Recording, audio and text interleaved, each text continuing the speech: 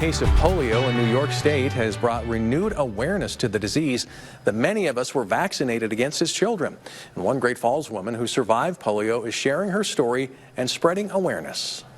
Because I have a leg length difference and a foot difference, I have to buy 2 pairs of shoes. 60-year-old Grace Holzheimer of Great Falls calls herself a survivor, not a victim. Oh, I've had a great life. In 1964, at just 16 months old and just a week after receiving a polio vaccine, she came down with the disabling and sometimes life-threatening disease.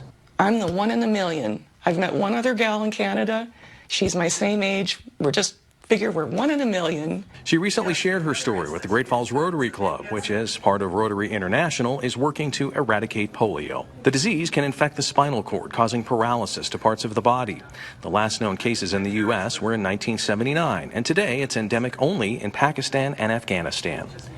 Before she was diagnosed, doctors encouraged Grace to walk and exercise, but after 2 years, she got weaker. At the age of 4, a trip to Shriners Hospital in Spokane revealed she had polio and needed Achilles lengthening surgery.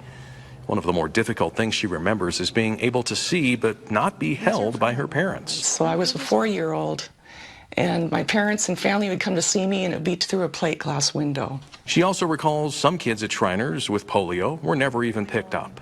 And they decided to put them up for adoption.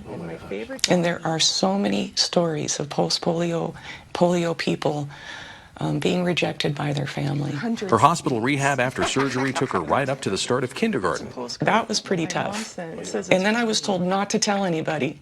Don't tell anybody you had polio, it'll freak them out. Grace never let her polio define her. She went to school as an artist and earned a master's degree in sculpture and printmaking, later teaching at MSU and Great Falls College.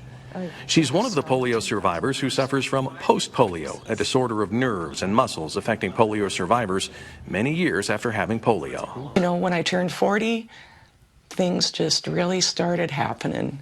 It's like you just hit a brick wall. It's a fatigue you just never would imagine. She says post-polio has left her frustrated, misunderstood, and ignored. But she finds solace as a member of a local post-polio group, as well as online support groups. Her issues were compounded a decade ago when she was in a serious car accident requiring spinal surgery, where she lost use of her hands, but has gradually been getting better. Now she wants to be an advocate for new polio vaccines, pointing to a 2022 case in New York where an unvaccinated person from outside the U.S. came down with the disease. If you've been vaccinated, you're okay.